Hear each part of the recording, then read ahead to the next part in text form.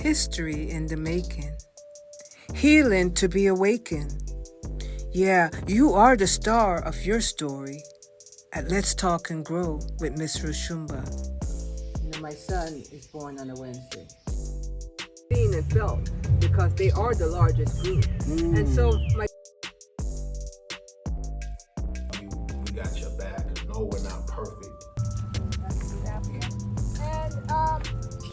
So now you know it's time to grow at Let's Talk and Grow with Miss Roshumba. Let the healing begin. Greetings, and welcome to another segment of Let's Talk and Grow with Miss Roshumba. Yes, my fellow folks out there in the stratosphere. I'm here again. I'm outdoor. And it's time to bring you something innovative, empowering, and that we can all grow on. The theme today will be Made to Last, to Connect the Past. And today I have with us, and I'm going to have him say his name, because the first name has 19 letters in it, folks. 19 letters. I refer to him as Mr. Randle, but I'm going to greet you all with the love from my heart and consistency and the anointment by the Almighty God to do my part. So, our elders are the most important asset we have, likened only to our children, the newest. For our connection to them helps to make some of the mystery of our journey, to clarify it by connecting the past to the present. So today my guest is 7 years shy of his centennial birthday. 7 years shy of his centennial birthday. So I'm not going to call that number. I think you will think about what that is. Centennial, we know. 7 years shy, you know. And that is no easy feat, especially for the black man. But when one has been chosen to connect generation using a clear mind and physical health, we in turn give high honors and the utmost respect. And with that, Mr. Randle, thank you so much for saying yes to be on the show. Thank you. And you will be a blessing for generations to come. So please, sir, tell them your name. My name is Challoughlzilczise Randle.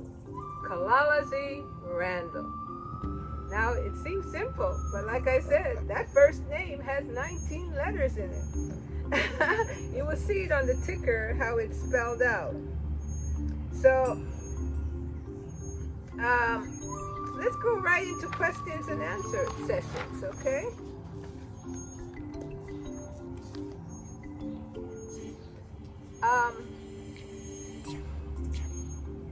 Mr. Challoughlzilczise Randle, I'll call him Mr. Randle. When you wake up to a new day, for the newer seasons that you've seen, what's the first thing that comes to your mind, sir? I thank God, first of all, for being alive and in good health today. Yes, And I do that each and every day. giving thanks to the Almighty. Yes. Then I ask Him, it says in Scripture, to acknowledge Him in all your ways. And I do that. I prepare myself to meet whoever He put in my path, and my desire is to be a blessing to that person. Understandable. So each and every day, you know that it's blessed, Yes. and there will be situations and people that are put in your way, and how you handle it is the respect you show to the Almighty. That's right. He gives you the opportunity, and you listen to His voice. He'll tell you exactly what to do Yes, and what to say to comfort that person. And it works. yes. So folks, you see that every day that we get and go out there, some of us just gripe and say, oh, here we go again, and but it's our opportunity to show our worth. Yes. I love that. Yes. So take me back to your youth. What state were you born in? Well, I was born in Oklahoma, a little town. The little town I was born in called Hitchcock, Hitchcock. It's, it's about 70 plus miles northwest of Oklahoma City. Okay. Was it during the segregation time? Of course. Okay. Yes, I was born in 1931. 1931. Yeah, and I went to all black schools until, I guess, up until I was about 11 or 12 years old, I guess. Okay. Yeah. Then the integration began? No, still. Okay. Yeah. My last all black school was in Texas, Okay. where my mom and I sent me and my sister when she was leaving Oklahoma, and she went to Texas there.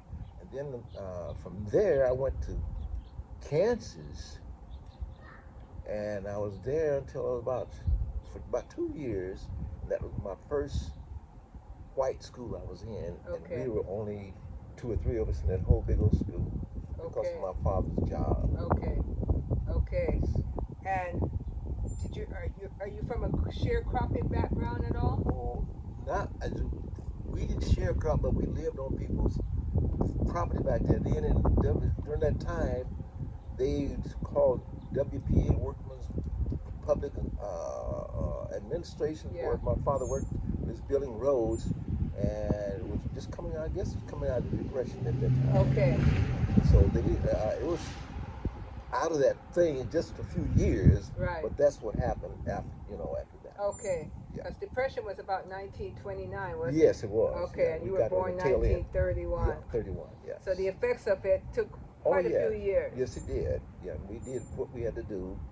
WPA people worked on little farms. We lived on a little farm, and we raised our food, cattle, chickens, whatever. So when you raise those types of things, that you would share the monies and the foods for that for your payment Right, of the what land? we would do, it's kind of like a community. We would help each other in harvesting, and we had raised sugar cane for syrup.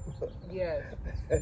We had in the winter months, we'd have butchering, where we'd come together, we'd butcher the cow or the pig or whatever, and then we'd share like that. So when you say share it amongst the people that own the property that you're renting from, or just the community? Community in general, because In we all small community in Oklahoma. Okay. Yeah. Okay. Yeah. And what was life like for a young black male at that time? Say, because you were, teenager. What was it like? Because the reason why I always want to zero in on it is because the youths of today find that their times are very challenging. So, it's just important to draw a contrast or a comparison, because there's always been a difficult time to get to manhood.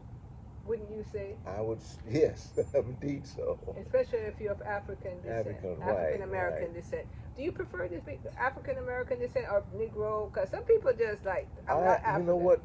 Title don't upset me, because I know who I am. Ooh, did you hear that? Ooh, I love that. Yeah. You could call me anything because I know who I am. I know who I am. So I'm not going to fight if you call me this or that, because I know who I am. I have no biases in there. Have you always thought like that?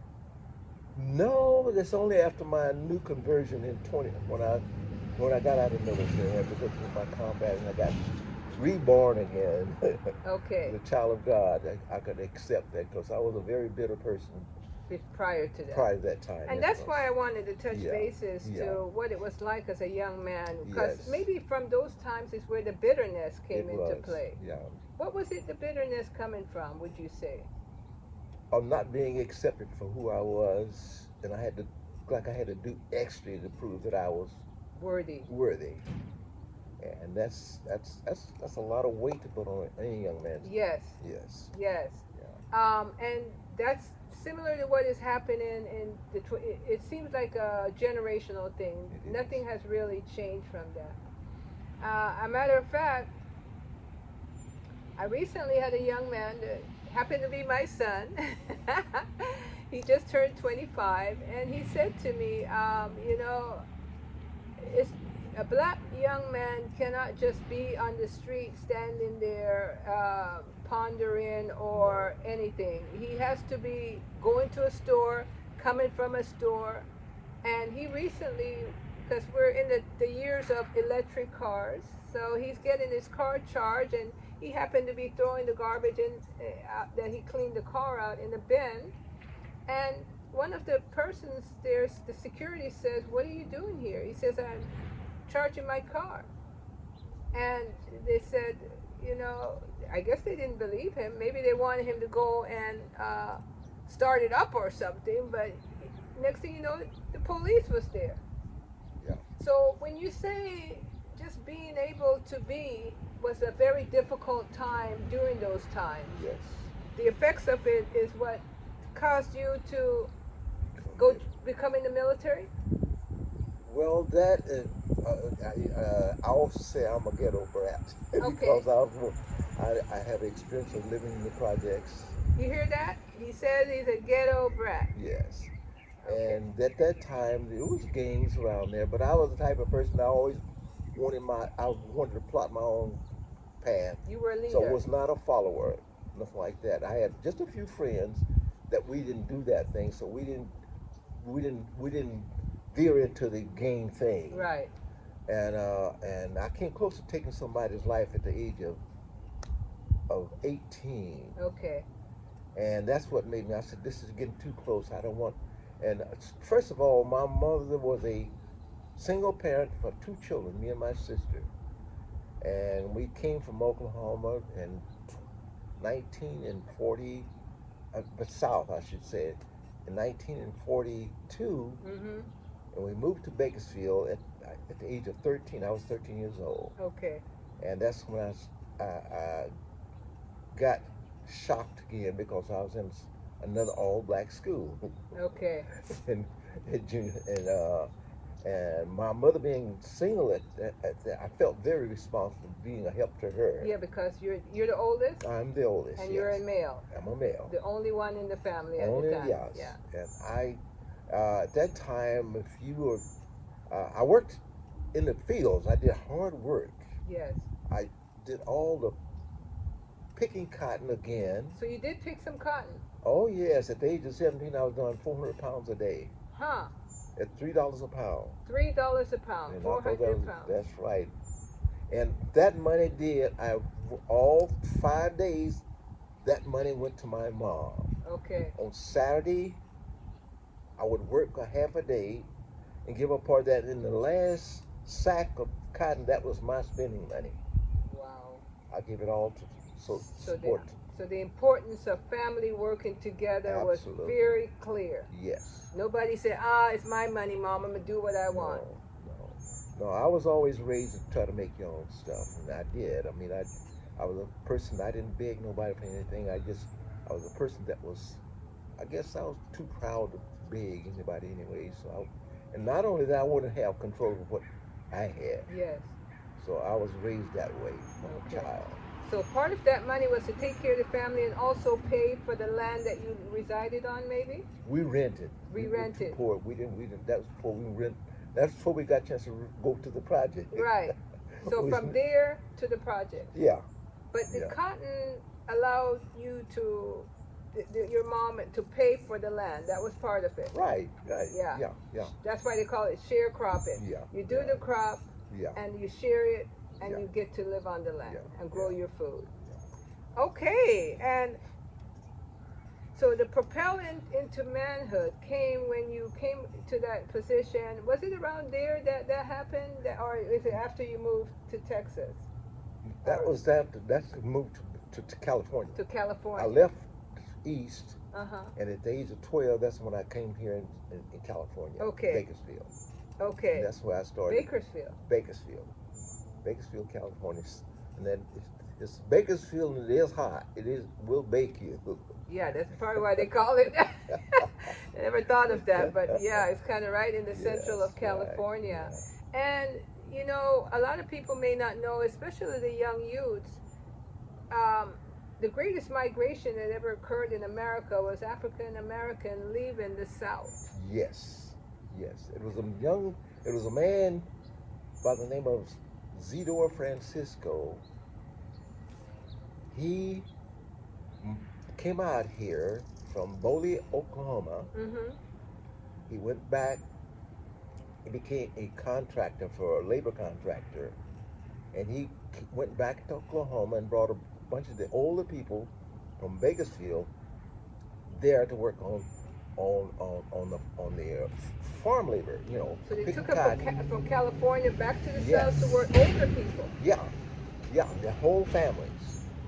Interesting. Yes. So that's like a reverse type It was, right. You know, in night, you also remember in the 30s they had that big sand storm back there. Yes. And everything just got covered up with sand and stuff like that, so they had to leave. A lot of them, and like I said, they came out here for opportunity to earn money for the family. He brought families out here. Mm-hmm. Blackwells, the Weldons, just a bunch of them Was brought from Boley, Oklahoma, and around that area. and brought out here. Brought here to Bakersfield. And then from here, he took people from here and there. No, they stayed here and then they settled in Bakersfield. Oh, okay. And then and we are the Descendants? descendants from what he did back there. He was a black Frenchman. He Okay. could hardly speak English, but he and his wife, they came out here and they brought people from Model A, just whatever, Model Ts, and they broke down. I don't know if you all ever seen The Grapes of Wrath, but that's the way it was. Okay. But that was a movie where poor people going from farm to farm picking cotton. Right. But he didn't have to. He settled there in Bakersfield, and from Bakersfield he went out to the little farms outside of Bakersfield and picked cotton and cut grapes and potatoes, So, whatever was in harvest. okay. So he was kind of, what would you call his position? He was a contractor Okay. Yeah. Contracting for whom? Who was he working for the big farmers down there. They had big farmers out there, thousands of acres. Okay. And he contracted with them, and he provided the farm labor workers for that contract. And what was his name again? Isidore Francisco. And he was Frenchman, a He black was Frenchman, Frenchman. yes. From where? I think he's from Louisiana. In fact, we're on part of some of his relatives we're on that property of his granddaughters. Okay. His great granddaughters. Very wealthy man, I take it. He was, but he did it to enhance the lives of others. Okay. And God blessed him. So in he doing did that. it in the right way. In the right It way. was not He- just to consume. No. He No, was he a is very a- honorable He man. was. He had a great reputation there in Bakersfield. He touched lives of those that he brought plus the community. Yes. He was well known in the whole community of I Bakersfield. see. I Yeah. see. Wow. So those folks there, they're memorable. For you to be able to call his name here Oh, so yeah. many years later, Yes, you could tell he left his mark. he did. And so moving out to Bakersfield was the beginning of you transforming into a young man from there. Yes, at the age of 19. At the age of 19, we're going to pause there Yeah. to part one, Yes. because we want to get a little deeper and understand what it took for him now to get to the second stage of his life to become a young man. So we'll come right back. Yeah, because I forgot some parts of it. Yeah. Yeah, I want to tell about being a man buying my mother her first refrigerator. And we're going to come to that. So, folks, you know how we do it. Subscribe if you haven't subscribed before. Thumbs up. That's real important. I haven't been getting your thumbs up, folks. Because that shows me that you value what I'm doing. And please share it with someone in your family, someone in the community, because folks like this, we stand on their shoulder. They paved the way for us to still be here in the 21st century. So this is part one, and the theme of the show is Made to Last, to Connect the Past, with Mr. Randle. Say your first name? Challoughlzilczise Randle. Yes. All right, and let's talk and grow with Miss Roshumba. So now you know It's time to grow at Let's Talk and Grow with Miss Roshumba. Let the healing begin.